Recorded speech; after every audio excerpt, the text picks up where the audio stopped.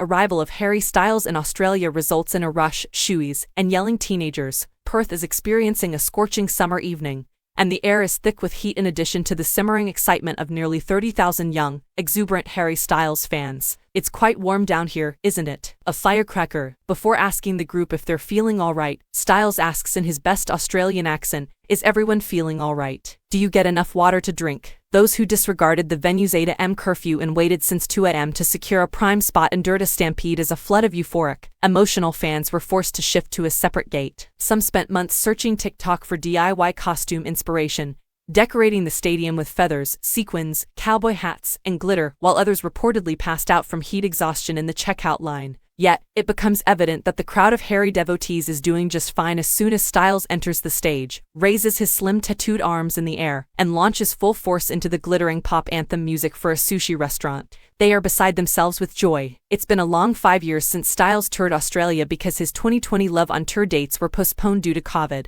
On the last song of Harry's House, the musician declares that the world is not the same as it was. The 29-year-old singer has also changed since his last visit to Australia. Born in isolation during the pandemic, his remarkably assured 2022 record has won numerous awards, including Album of the Year at the Grammys. This long-awaited reunion with Australian audiences seems like a victory lap for an artist who has well and fully eclipsed his boy band origins. Styles rips through a setlist that alternates between laid-back indie pop, party-starting choruses, and confessional ballads in between ear-splitting teenage squeals. Styles demonstrates just how much of a natural performer he is in the breezy yacht rock song cinema by strolling down the runway stage into the middle of the audience, swiveling his hips, and scooping up a fan's blue feather boa along the way. With Styles' faultless singing floating over a windscreen projected image of an interminable road journey, and Keep Driving is a dreamy treat. Styles makes an announcement that it is time for anyone holding signs to display them midway through his set. He approaches a woman holding a banner that says, "I hauled my spouse here from Sydney." Unaware spouse Scott is roped into what may be one of the night's most unexpected moments when he and Styles participate in that most Aussie of concert customs, drinking beer from a shoe.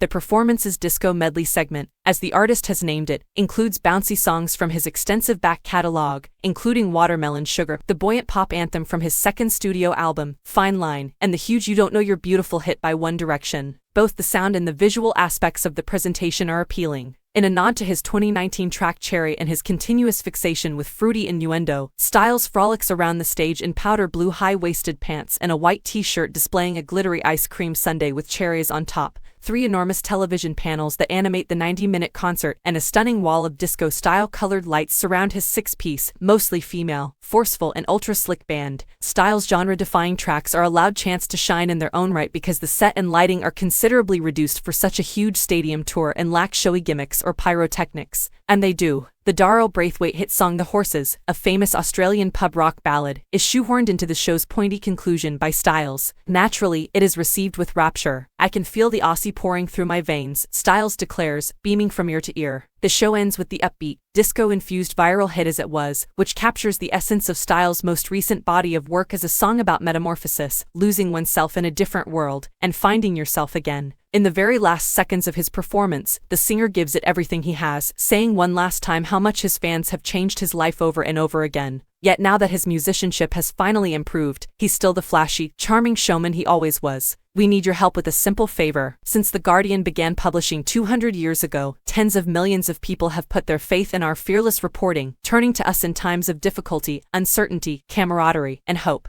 We are now financially supported by more than 1.5 million donors from 180 different nations, keeping us open to everyone and adamantly independent.